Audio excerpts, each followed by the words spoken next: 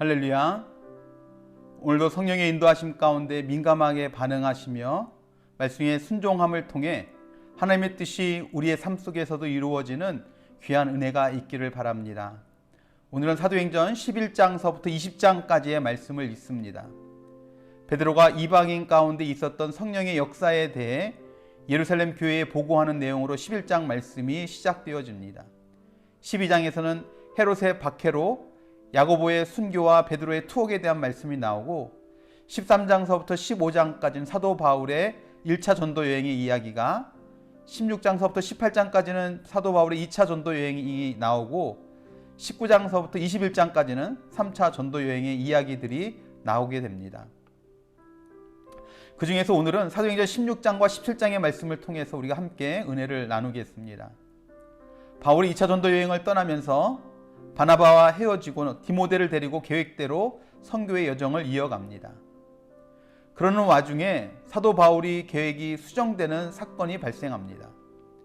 그것이 사도행전 16장 6절에서 10절의 말씀의 내용입니다. 사도 바울은 소아시아 지역에서 복음을 전할 계획을 가지고 있었습니다.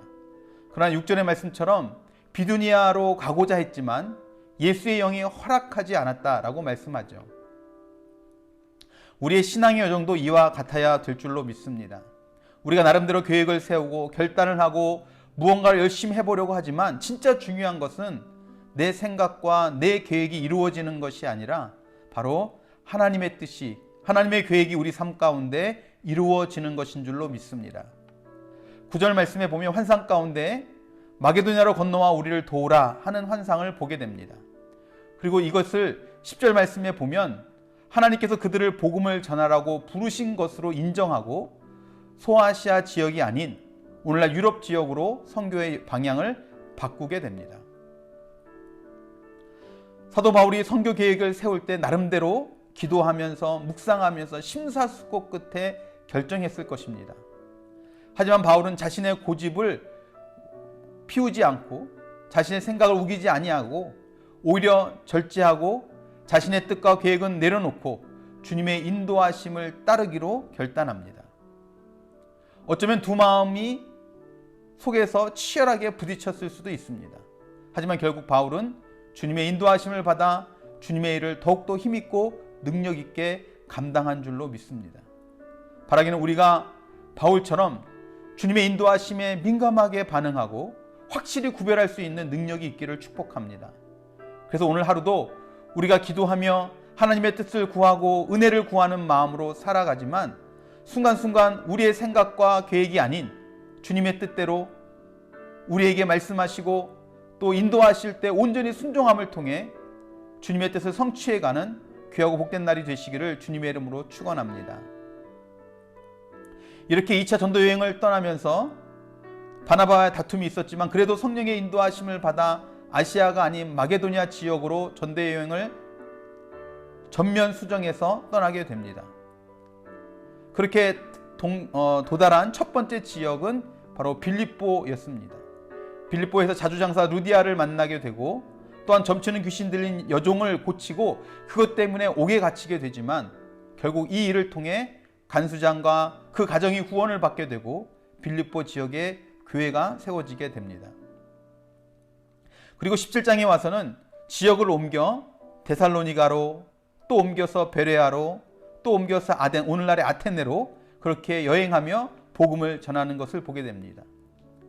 도시마다 전도의 열매가 달랐습니다. 전도의 결과가 달랐다는 겁니다. 같은 사람이 같은 복음을 전했지만 나타나는 결과는, 나타나는 열매는 달랐다는 것이죠. 지금도 하나님의 은혜와 사랑은 모든 사람에게, 모든 성도들에게 흘러가고 있고 동일하게 드러나고 있습니다. 하지만 사람들의 열매는 다 다르다는 것입니다. 바라기는 오늘 이 땅에서 살아가는 저와 여러분, 또 이 영상을 보고 계실, 또 듣고 계실 모든 분들, 여러분 지금도 동일하게 우리 가운데 부어지는 그 은혜와 사랑에 합당한 열매를 맺을 수 있게 되기를 주님의 이름으로 축원합니다. 그런데 사도 바울이 도시마다 복음을 전할 때 열매는 달랐지만 복음을 전할 때마다 항상 어려운 일들을 겪었던 것 같습니다. 주의를 열심히 감당했습니다. 데살로니가 말씀을 보면 텐트를 만드는 일을 하면서 데살로니가에서 자비랑 선교를 했습니다. 그런데 오늘 5절 말씀 이하의 말씀을 보면 복음 전함을 통해서 어려움을 겪게 된 것을 우리가 말씀을 통해서 볼 수 있습니다. 10절부터 15절까지의 말씀은 또 베레아에서도 복음을 전하는 내용인데 복음을 전할 때 좋은 열매도 있었습니다. 하지만 13절 말씀을 보면 데살로니가에 있던 유대인들이 베레아까지 찾아와서 바울을 핍박합니다. 그래서 그곳을 떠나서 이제는 아덴으로 이동하게 되죠. 자신의 삶은 다 포기하고 복음을 전하는 사도 바울을 주님께서 형통하게 하시고 돕는 자들을 계속 붙여주셔야 할 것 같은데 오히려 가는 곳곳마다 핍박을 당하게 됩니다. 여러분들이라면 어떻게 하시겠습니까? 말씀을 지키고 그 뜻대로 살아가는 것으로 인해서 가정에서, 직장에서, 모임에서 어려움과 손해를 본다면 여러분들 어떻게 하시겠습니까? 환경이 그렇고 상황이 그러니 그냥 다 포기하시겠습니까? 바라기는 말씀을 지키고 순종한다고 당하는 핍박이나 어려움이 있다면 여러분 포기하지 마시길 바랍니다. 그리고 더욱더 힘있게 사도 바울이 포기하지 않고 말씀을 증거했던 것처럼 저와 여러분들도 그렇게 말씀 붙잡고 살아가기를 주님의 이름으로 부탁을 드립니다.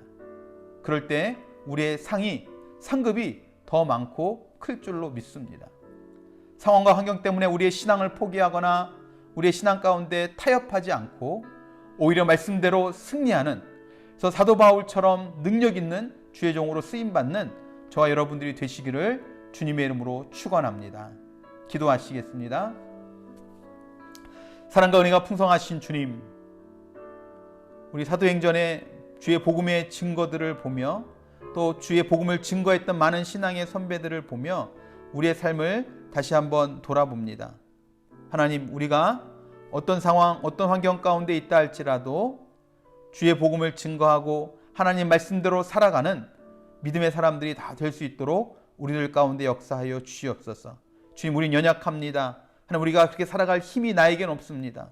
성령 하나님, 마가다락방 오순절날 마가다락방에 임하셨던 것처럼 오늘 지금 내 삶 가운데 충만히 역사하여 주셔서 우리가 환경과 상황 탓하지 아니하고 내 느낌과 내 감정과 내 삶의 문제들을 탓하지 아니하고 온전히 하나님 말씀대로 순종하며 살아가는 우리들의 삶이 이룩되게 하여 주시옵소서.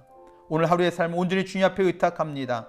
성령 하나님 온전히 주장하시고 다스려 주시고 우리를 이끌어 주셔서 우리의 삶을 통해 주의 영광만이 드러나게 하여 주시옵소서.